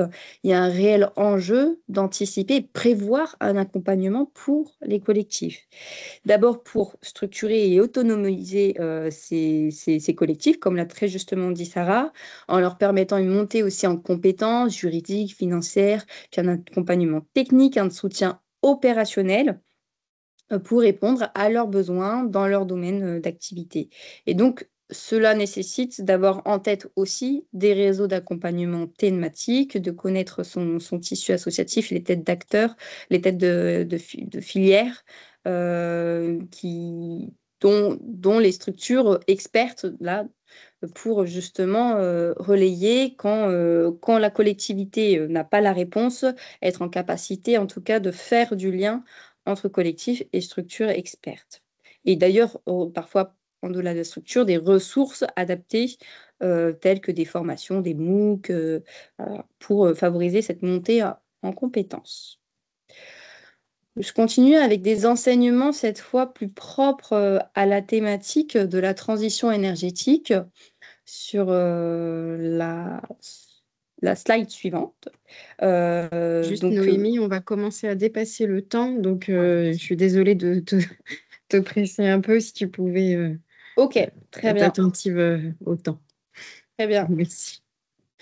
Donc, deux grands enjeux propres à la thématique. D'abord, concernant les projets portés par les communautés citoyennes, d'énergie citoyenne. Je vais y arriver. Le foncier, on voit que tout de suite, il est beaucoup plus facile pour des collectifs citoyens qui portent des projets d'ENR de concrétiser leurs projets lorsqu'il y a une coopération, une collaboration avec la collectivité qui lui facilite le foncier, l'accès au foncier. Et puis ensuite, avoir en tête que les projets ENR, oui, mais pas que. En fait, très clairement, on a constaté que la sobriété intéressait et mobilisait, même plus que les énergies renouvelables, puisque donc on a plus de collectifs à ce sujet. Et donc, voilà, se laisser de la souplesse aussi dans les méthodes, adapter sa méthode et répondre aux envies et aux besoins des citoyens. Voilà. Et puis, dernière slide sur les enseignements vraiment propres au territoire et donc rapidement. Donc, très évoqué par Sarah, soigner le binôme élu-technicien, vraiment très important. En effet, c'est vrai que nous, on l'a fait dès le début en les intégrant dans les séminaires d'intégration, les formations, les ateliers, pour s'assurer d'une part de la bonne compréhension de la démarche, du niveau intercommunal au niveau communal, au niveau le plus proche, en fin de compte, des citoyens qui vont être impliqués dans la démarche. Et puis, compter, donner du temps déjà à sa chargée de mission, son chargé de mission, technicien, technicienne, qui est l'intermédiaire, en fin de compte, entre citoyen et élu, et la première porte d'entrée vers la collectivité pour les citoyens. Et je terminerai par la chose suivante, qui est le fait que, en fin de compte, qu'est-ce que révèle le projet? C'est que les citoyens et citoyennes sont des véritables soutiens dans la mise en œuvre des politiques locales, comme l'a très justement montré Albâtre. Et en fin de compte, les citoyens animent et dynamisent leur territoire en concertation et en bonne intelligence avec les politiques locales. Et je rajouterais même que le lien social est tout aussi important au-delà que le simple fait de se mettre, enfin, le simple fait, au-delà de l'aspect, la mise en action pour de la transition énergétique, on a remarqué que beaucoup venaient aussi parfois pour créer du lien social dans le cadre des ateliers et que c'est par la suite qu'ils ont décidé de s'impliquer dans des collectifs citoyens. Je m'arrête là. Merci Noémie pour tous ces enseignements globaux tirés du projet LIFE qui ont vocation effectivement à outiller. Alors je vois qu'il y a quelques questions dans le chat aussi au propos de ces outils, outiller, conseiller, orienter l'ensemble des territoires et des acteurs dans les territoires qui voudraient lancer des démarches de ce type. Je me tourne vers Jérémy Godet. Est-ce que vous souhaitez ajouter un mot après ce partage d'enseignements? Évidemment. Puisque... Ah oui, excusez-moi. Oui, donc évidemment. J'avais deux remarques. La première, c'est que en fait, c'est constitué dans les 16 territoires des communautés donc locales d'énergie, avec des collectifs qui sont à la fois sur la sobriété et les énergies renouvelables. Ça, vous l'avez bien compris que en fait cette communauté-là, elle est ouverte. C'est-à-dire que s'il y a des envies dans des territoires dans les prochaines années ou dans les prochains mois de non pas forcément appliquer exactement la même méthodologie, mais de mettre en lien des collectifs citoyens avec des collectivités territoriales et notamment avec leurs EPCI, que si dans vos territoires vous repérez des collectifs qui sont engagés sur les thématiques qu'on a pu citer depuis le début de l'après-midi, n'hésitez pas à les orienter aussi vers cette communauté qu'on appelle aujourd'hui la communauté Life, mais qu'en réalité, moi, je relie à celle de la COP régionale, puisque en fait, la COP régionale, c'est quelque chose qui est né en région depuis 2019 et qui a vocation à fédérer, mobiliser, sensibiliser aux questions du changement climatique à travers un certain nombre de dispositifs et de méthodos, et que pour moi, cette communauté de Life, elle fait partie intégrante de la COP régionale.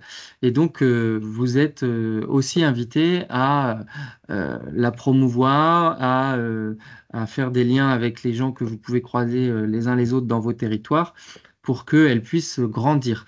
Je dis ça d'autant plus que euh, ce programme Life, c'est pas simplement un héritage, c'est aussi une continuité. Il en sera beaucoup question le 8 novembre. Noémie a commencé à le dire, mais Énergie partagée continue son action d'accompagnement des collectifs de transition, enfin de production d'énergie renouvelable par des citoyens partout en région.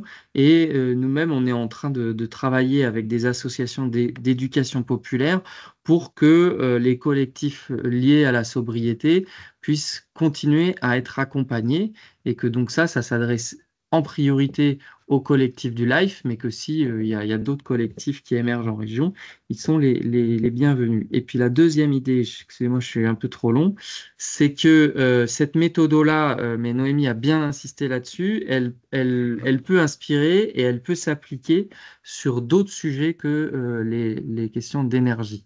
Et c'est vrai que moi, je serais particulièrement fier si elle pouvait aussi se traduire dans d'autres politiques publiques. Je pense aux politiques alimentaires, de mobilité, etc. Parce que je l'ai dit en introduction, mais je suis assez convaincu qu'en fait, tous ces enjeux-là, le nerf de la guerre, c'est la réappropriation par les citoyens d'enjeux qui les concernent au premier chef et au quotidien. Donc, se chauffer, se déplacer, c'est quelque chose, enfin, l'énergie, c'est quelque chose de quotidien et qui touche notre quotidien. On a pu le voir notamment pendant la crise énergétique de l'Ukraine, à quel point ça a été important. Mais en réalité, on mange tous les jours aussi, on se déplace tous les jours, etc. Et que partout où on pourra sur ces sujets avoir des méthodologies de construction de politique publique et de mobilisation citoyenne, je pense, partout où on pourra faire ça, on pourra gagner des points sur la transformation écologique auquel on est appelé. Voilà.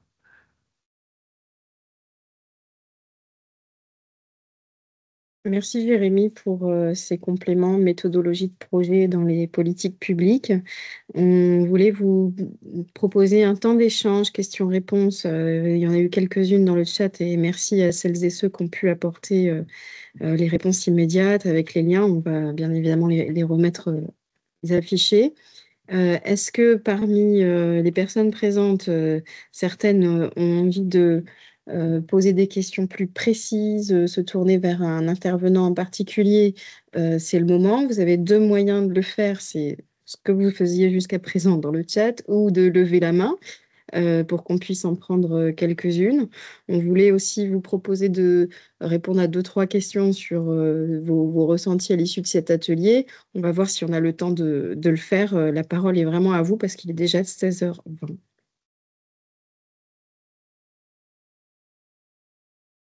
Je ne vois pas pour des questions. Un lien de bruit pour la rencontre de Blois, enfin du 8 novembre. Je vous le mets là. On va effectivement, Noémie, si tu peux remettre le lien, on va vous adresser tout ça. Oui, je mets dans la conversation.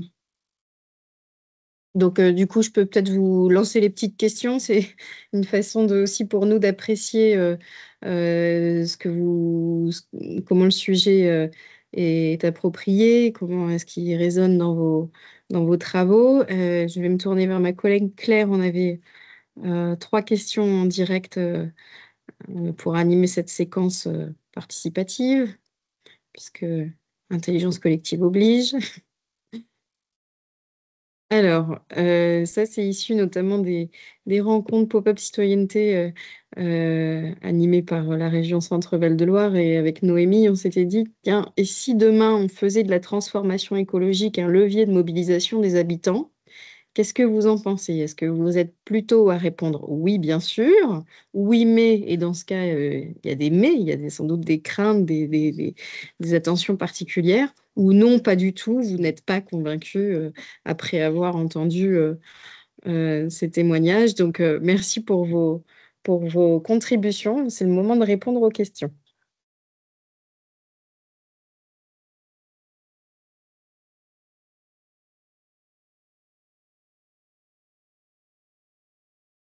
Alors, il faut que je l'envoie, ça y est. Oui. Donc, a priori, globalement, vous êtes 85%, 86%. Alors, les votes sont peut-être pas terminés. Bon, globalement, vous êtes convaincus à 86%, à peu près, voilà, entre 80 et 85%. Quelques-uns proposent des mais, donc il y a forcément des questionnements derrière. Donc, on vous propose d'y répondre. Il y a juste après ce qui s'ensuit, de nous faire part un peu de vos mais, de vos doutes ou de vos attentes.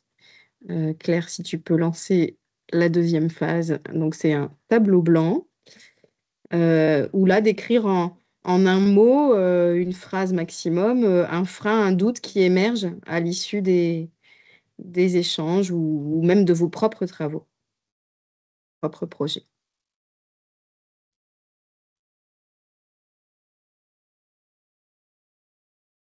Et si vous n'en avez pas, ne mettez rien, hein.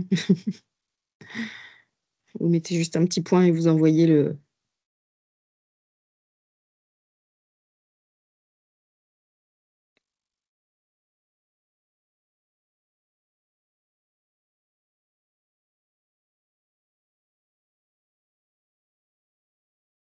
Alors, il y a les deux questions qui sont accessibles parce qu'effectivement, après, vous aviez exprimé un bénéfice attendu, un moyen à déployer pour que la coopération et la mobilisation des habitants soient possibles. Au regard de ce que vous avez entendu et ce que vous faites certainement déjà. Et donc, maintenant, ce qu'on souhaite, c'est afficher vos réponses.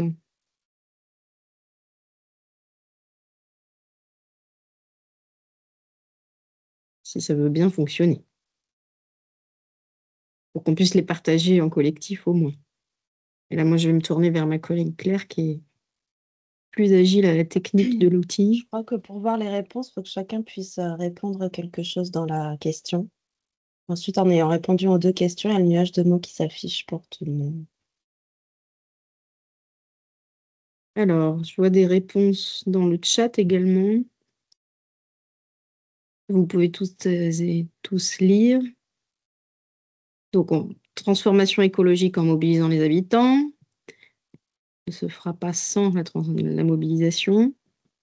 Beaucoup de citoyens, la question n'est pas la transition, elle doit être abordée via d'autres besoins économiques, de consommation, santé, de l'environnement et de la vie en général.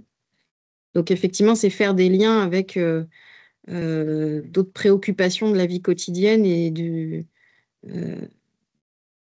la santé, l'économie, ils vont au-delà des modes de vie et de préserver l'environnement ou réduire nos consommations pour le... Ah, merci Claire. Donc, exprimer un frein ou un doute, vous avez plutôt dit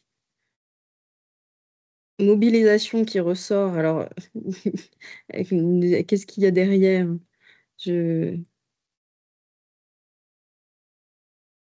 Problème, consommation. Je pense que c'est peut-être plus probant dans le chat finalement par rapport.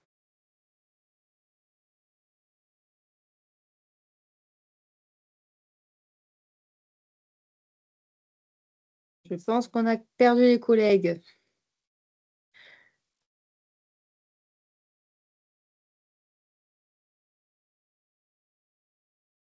Oui, j'ai l'impression qu'il ne reste plus que Jérémy Godet dans la salle.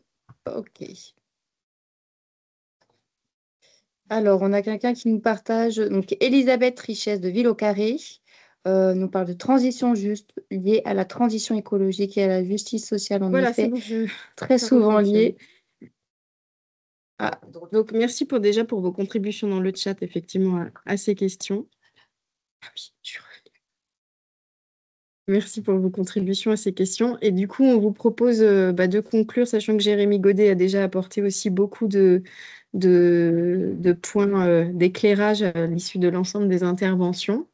J'ai bien remis, je vous repartage les dates à venir, et celles qui concernent Life Let's Go for Climate et celles qui concernent aussi le réseau Oxygène.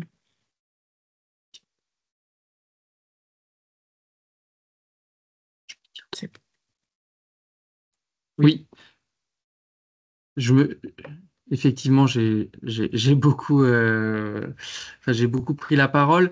Néanmoins, oui, je voulais quand même redonner à l'oral quand même pour que chacun sache qu'il est invité le samedi 8 novembre, que ça ne s'adresse pas simplement aux collectifs citoyens ou au territoire. Donc, n'hésitez pas à vous inscrire pour le 8 novembre à la CCI Campus à Blois, où on va pouvoir approfondir aussi non seulement les héritages, mais la suite de ce programme.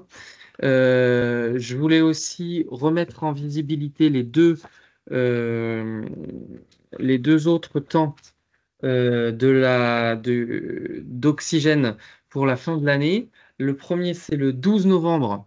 Donc, c'est un webinaire et c'est un atelier dans le même format que ce que nous venons de faire, qui l'apportera sur plutôt les questions culturelles et qui se nomme Les artistes et la culture pour penser et produire la fabrique de nos villes et de nos villages. Voilà, que j'animerai notamment avec Delphine Benassi, la vice-présidente à la culture de la région. Et puis le 2 décembre, des rencontres régionales à Orléans, cette fois-ci, qui donc réunit, où chacun d'entre vous est invité aussi en présentiel, et qui s'appelle Limites planétaires et changement climatique.